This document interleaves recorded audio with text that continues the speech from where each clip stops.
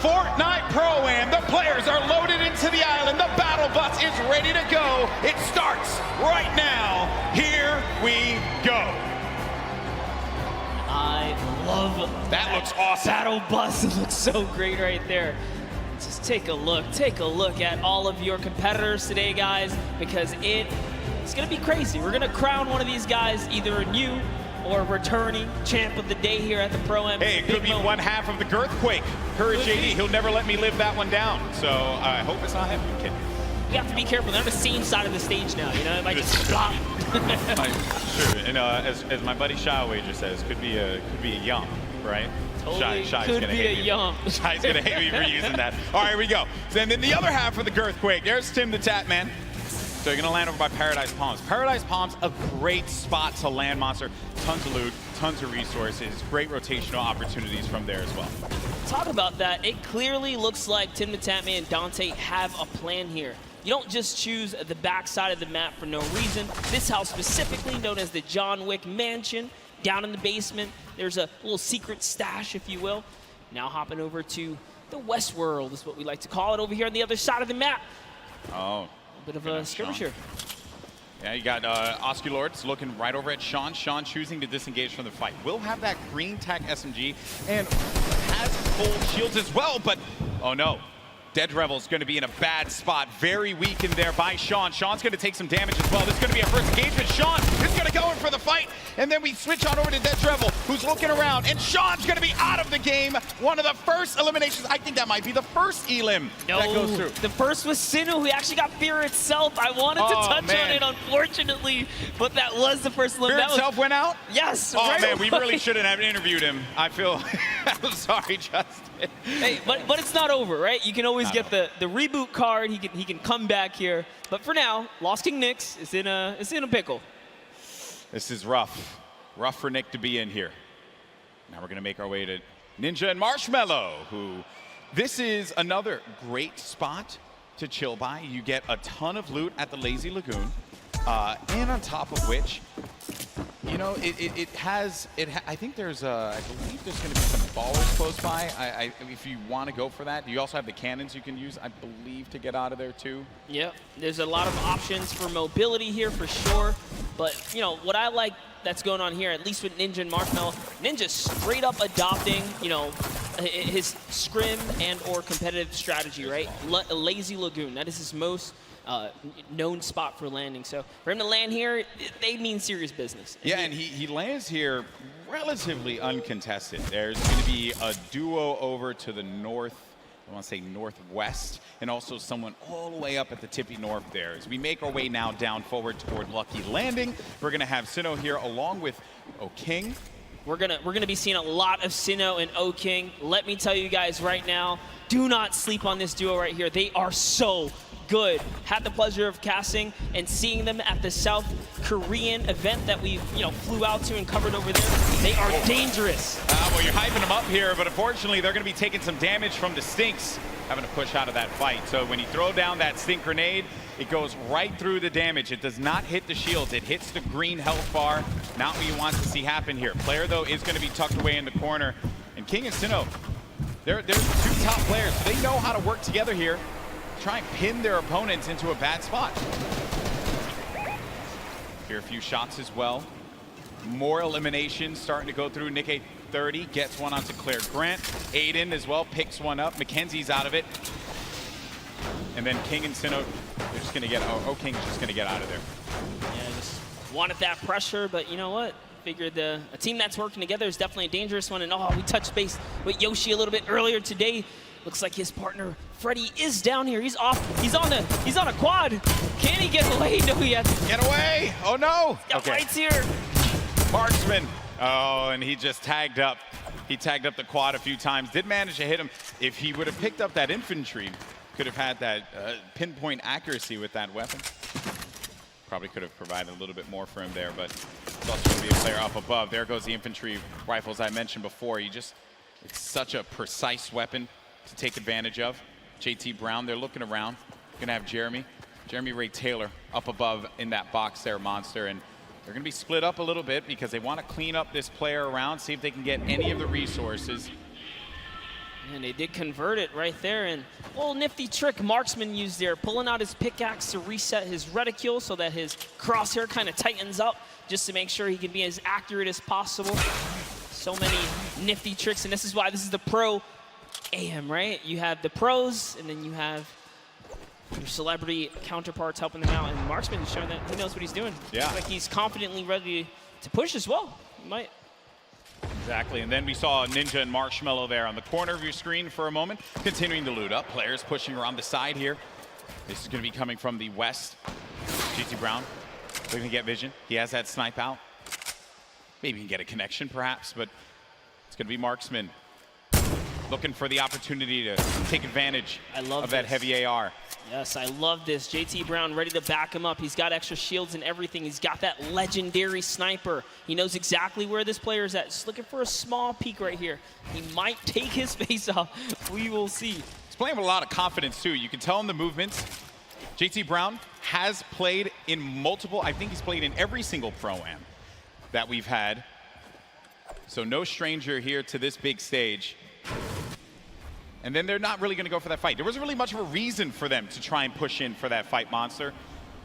That player did have that natural high ground. If JT Brown would have gotten the connection with the snipe, that would have been great. But you got to think about this, the storm, as it pushes on in. Now these players, you're going to take a little bit of damage here. But you have a lot of bodies scattered around. Junk Junction, Polar Peak, Happy Hamlet, even Lucky Landing. There's a lot of players that are going to be on the outside, but this circle is going to be pushing in, centered more toward Dusty Divot. So you're going to have that big circle around here. You're ticking for 1 damage per second as well. You got to start to make moves quickly. Yeah, Slogo Man does not want to play around here. He does not have anything to heal with in this moment. He has a glider redeploy. I mean, he can use it to get away, but with that one person trailing behind him, knows that Bye Tambien. You did better. I didn't even try to. Hey, it's a little bit of Spanish right there, but hopping over to Ewok and Jordan Fisher. You got the accent. You got the capability. I respect it. I can pull it. I know you can. All right. So Ewok and Jordan Fisher. This duo at the summer block party. Ewok hunted Jordan Fisher down. Enemies have become friends here. And with the baller and the shadow bombs, they're going to rotate on out, get to the safe zone. A few players are going to be around here as well. And Ewok just tagged him. Take full advantage of the ping system, right? When you're able to do that, that helps so much. Sometimes you don't even need to use your words. You can just use the ping system to relay where the threats are going to be. Exactly, and that's what Ewok used as their primary form of communication here. She's going to lay down some fire. Didn't quite connect, but it's all good. Can she get a couple more shots? If they catch an advantage, we saw what she did last time to Jordan Fisher in the previous 2019 Pro-Am, right? The last one that just passed by where she made her debut. She pushed all the way across the field. She showed. Ewok gets very aggressive. She will get down. Living up to that Ewok name. You know, Ewoks will just go and bite your ankles. So that's what Ewok did in that last Pro-Am. But now we're going over to Neo Tilted. One Shot Girl Chandler Riggs. We're going to see Kyle K and Kyle Kaplan up above. And there's K. Crowd popped for him when he had come out. Kyle Kaplan as well. I like how Kaplan's got his marshmallow fit on as well. Not trying to throw us off at all. You know, honestly, that's like, I wouldn't use this, right? If you wear this fit, you're tempting other people to be like, dude, that's marshmallow, isn't it? Right? And then they just want to push. You're not wrong there, buddy. I'd love to catch a highlight, right? Yeah, it's like, dude, I'll push him right now. Exactly. Right? You're not wrong there. I mean, that certainly can be a thing that players see and they're like, wait a minute, maybe? But if a lot of people who have studied Ninja's gameplay know that he is going to go over to that Lazy Lagoon area. But we make our way now to the lava areas near Pressure Plant. This is where Marshmello and Ninja are, and there hasn't been a lot of activity right now, right? It's been a little bit of a slower game, but that's what I like to see, right? You and I, we've been catching endgame after endgame after endgame in the Fortnite World Cup online qualifier, so it's nice to see some strategy, some rotations go into place here, and players really being methodical where they're going to push at what point in time. And Ninja, he's getting ambitious with these shots, managing to connect that infantry rifle, the purple infantry rifle, so good. Yeah, Ninja actually one of the advocates for playing with weapons that are not necessarily popular or cool at the moment, tends to play with things that are different. So before the infantry kind of, you know, rose in popularity after the changes, he was already running it, you know, deeming it one of his favorite weapons to kind of play with. He's always been like that in any game that he plays. I remember many times, casting him, whether it be Halo or any other title. He always goes for the road less traveled and does a lot of damage there with that infantry rifle. Look at these players as they fly about through the jet streams. Myth on the other side as well with this duo there. It's gotta be oh no, Tim the Tatman. No, Ooh. Tim, no, Tim. And he landed extra quickly. He got picked off from the sky. I don't want to say it, but he was literally swatted like a fly right there. Oh, that was just too easy. Taken right out. Tim the Tatman goes down. There's no friendships here in the Pro-Am, people. Ninja makes Tim the Tatman pay. It was a wide target, and he's gonna hit those. All right, so there he has his ball. He's gonna get a bunch of extra goodies. And oh no, Ninja's ball actually flew off into the steam vent, and it's gone. Yeah, I think he ended up going with it. Hopefully he did. Yeah, so he ends up getting the ball right on back. Just looking around. So he doesn't know, obviously, that there's going to be a duo right next to him. A lot of players are starting to convene here by pressure plant. This is where the circle is going to start to collide. And then keep in mind, this lava, when you get to those final circles and you have to go over that lava, it can be your worst enemy or even your best friend, because you can traverse the lava very quickly, but sometimes it can throw you off. And for more unexperienced players, or inexperienced players, apologies, that could certainly throw them for a loop. Yeah, it can definitely end up also just like splitting up a team, right? And then causing some chaos that way. But man, the fact that Ninja's able to just openly hold this area right outside the mega ball. Wrecking people with this. Yeah, look, there's another player right out the sky right there. David Williams goes down. Time to go collect. Time to go collect. Go get that expensive NYC rent right there, Ninja. Go pick it up, because he's collected right here. Oh man, he's been just swatting these players out of the sky. Tfue's going to be in a fight right now, though. Having to deal with this, going to use the shockwave grenade to get out of the engagement, reset himself. We'll have plenty of builds to work with as well. We'll also have those chug splashes for him and his teammate if he needs to use it. It's going to be Ewok and Jordan Fisher. This is a huge battle that's going to be taking place here. Tfue has the angle, he has a perspective, and with that combat shotgun, he can hit him from a distance as well. On the screen, you see Nick 830 gets eliminated, so he's going to be out of the game. But for now, all eyes are going to be set here on Tfue and this engagement with Jordan Fisher and Ewok. Yeah, he actually had to back up. Someone storm flipped right at him, forcing him out of that area. But lucky for him, he does have plenty of shockwaves to make a ton of moves. And Ewok actually gets pelted down a few more times there. Yeah, that's not good, because they're going to go down low, and they know exactly where they are. So they just can wait this one out. Let me tell you right now, for every little bit of advantage Tfue gains here, the more unlikely it is that Ewok and Jordan Fisher are going to get out alive. And that's it. I think he's got his confidence all the way up. He knows he needs this loot here. He has natural high ground. Their backs are against the storm wall. They're going to start to push up, but oh, they're going to use the shockwave to fly out of there. That was just one, though. He only saw one, so there it is. Oh, no. He's kind of trapped there, pinned, and he's waiting for him. He's going to tag him. With the combat, so much damage being put forward. Tfue now going to be on the run. This is what Tfue does best when he's in your face. Oh, but he gets chunked. He's going to lose a lot of health there. Now going to be sitting at 35 HP and had to get out of there. Going to use those shockwave grenades. The movement that you get with that utility is huge. It was actually Jordan Fisher who came back to rescue Ewok, and it was just enough to back off Tfue. And now the entire battle's been reset. Everyone's in a danger zone here. He really is the perfect human being. He really is. There goes the jet stream. Ewok gets out. Jordan Fisher's taking damage, people. He's got to get out of that. He manages to fly on out of there. Now, the concern I have for Ewok and Jordan Fisher, they got to get back together. Yeah, but not only that, Tfue knows he has to get an elimination here. They are desperate. They're in shambles for gear here. And an artillery strike actually being rained down. Tfue is forced to be on defense. He's far from his teammate Nav. But look, Edwin Hodge and Fraps right here. They don't have health either. This is the perfect opportunity for Tfue. A lot of players are going to be very, very weak. Yeah, and he gets an elimination on Edwin Hodge. That's going to be Tfue's fourth elimination. Nav has 2 of his own, 6 points total. Oh, there was a trap there! You never suspect the trap! Tfue Oh my word! He is disgusted with what he just saw. Nav should be able to get him though, and they'll get back into this. He does have launch pads, so they can use that to get back into a safe position, but they don't have heals, Monster. Yes, he does. He actually has 2 campfires in his inventory. Oh, well, he doesn't have shields. Yeah, but he has to get to zone ASAP. Airwalks, a previous reigning champ so far, and RL Grime are going to push someone off here. And oh boy, this is the Pro-Am. It's starting to heat up here. That is going to get clipped so many times. Absolutely. Tfue hitting the trap. Never expected. Imagine catching a nice little 2-piece and then walking into a trap. That was perfect.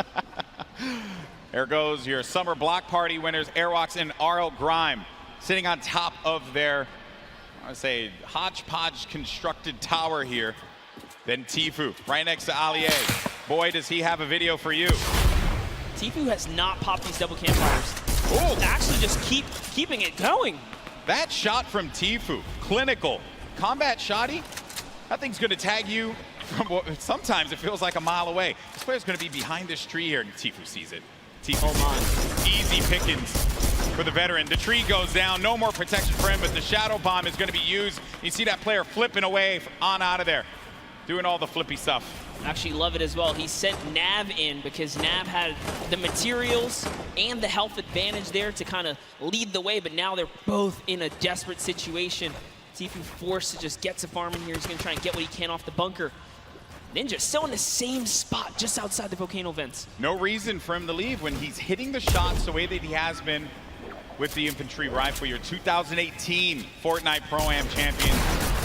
Marshmallow going in for the shot there. Player's going to be picked off from this guy. This is going to be Sinnoh who gets Moose-Cell. Oh man, that's rough.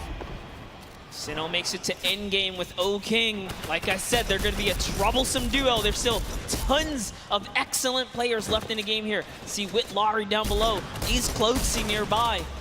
Uh-oh, Ninja's actually super hurt now. I think he just received the snipe. Yeah, so Ninja's going to be in a rough spot, but we actually did catch one of his other shots earlier on.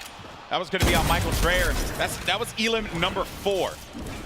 Now though, Ninja getting back to a fighting position, but he's going to get hit again. This is rough for Ninja. Doesn't have a campfire. Saw Myth there. Saw Nick Merckx. A lot of good players. Competitive players nearby, that's right. Cloak is still going to be in this match. Marksman still in the game as well. Airwalks, as we had mentioned earlier, Wildcat there. Everyone gathered together here, right in between Dusty Divot and Mega Mall. Nick Merckx only with 1 elimination. When you get down to 15th place, that's when the placement points start to go through. There you see it right there, the format, how it works. Every elimination that these duos get is going to earn them 1 point, but when we hit 15th place, that's when you're going to start getting those placement points. And look right there, Myth just ended Ninja up above in a battle, and Marshmallow's off to fend for himself as he impulsed out of the battle. And it looks like he's has to make a big decision here. Yep, he says, you know what, I'm going to get to zone, and it's time to leave Ninja's card behind. There's nothing he can do but play for placement at this point, so he goes straight for the high ground. Marshmallow does manage to get up top there, and some great quick building is going to keep him safe for the time being. He can't get his card, and bear in mind, I mean, look at the circle. We're hitting into that half in, half out circle. Movement's going to start to happen here. Players are going to have to start thinking about those pushes, the rotations, and also who is going to be gatekeeping, preventing these solo players, perhaps, from getting in. Here's Sinnoh, 6 eliminations. That is a ton of elimination. Elims matter for points, guys, just as much as placement does. For every single person that gets taken out here, Sinnoh is 1 step closer to grabbing a nice lead. There's a great shot there. Someone's pushing up. Oh, it's his teammate. Okay, we'll disengage right there. All right, time to refocus. Oh, he's looking in the distance here. He sees Cody Walker, Yoshi, a new cough right there. Yoshi pops something. Looks like he had an impulse. He gets to the zone there. Cody Walker also goes down to Sinnoh. Edu Koff gets knocked as well. Who's that? It's going to be another. To Sinnoh's placement is so good here. Mr. Fresh Asian. That's 8 eliminations for Sinnoh. They're going to be at 21, and I think I think I just saw it there that Marshmallow eliminated Dr. Lupo. Wow. We have a replay of it. There you go, Lupo. Don't say I didn't love you. Oh, he clotheslined him, baby. Hit him with a running lariat. Dr. Lupo, you ain't nothing to Marshmallow. Love it. Way to go, Marshmallow. Keeping the dream alive for him and his duo. So good, even Lupo's with gonna give no me so much health. crap for that, by the way. Even I'm okay with no it, though. health, he's still in it though. One shot girl poised right above him. Sinnoh can very well take this. He's got this ultimate high ground here with O-King.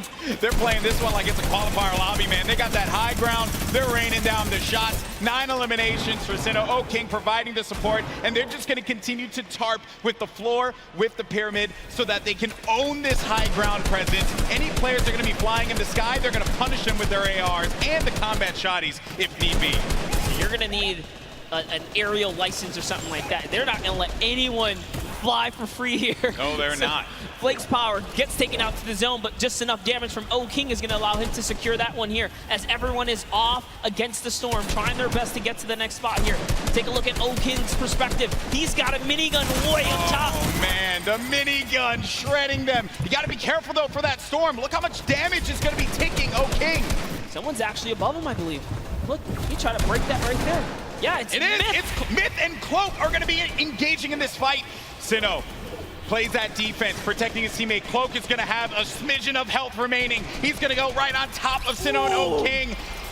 Chigwa just picked off one, and that's going to be Elam number 10 onto Cloak. 11 as well will be registered. That's 11 points. We're also going to be in placement here, Monster. Wait a second, are we still on the first game? Hold up, it's going down here. Courage is still going to be in this one, as well as Myth. Look at the play field, and look who is left. Wildcat alongside with JT Brown. You're going to have Jelty there as well. iFaris, Myth, he's taking a lot of damage outside of the storm, and Myth is going to be out of it. But Courage is still in the game, folks. A possibility for him to get this first game win, but I don't know if Sinnoh and O-King are going to let him have it. No, they're not. Not for free, at least here. Sinnoh's landing more shots on his opponents here. He is running low on materials this time around, though. 500 mats. In comes the pressure. Will we finally give up this placement? Will we jump down to commit to this battle here? There's only 4 players left. We're now down to the final moments of game number 1. O-King is going to be out. It is all up to Sinnoh here. Wildcat down low. He takes the shot, and it's Sinnoh with a victory royale. Game 1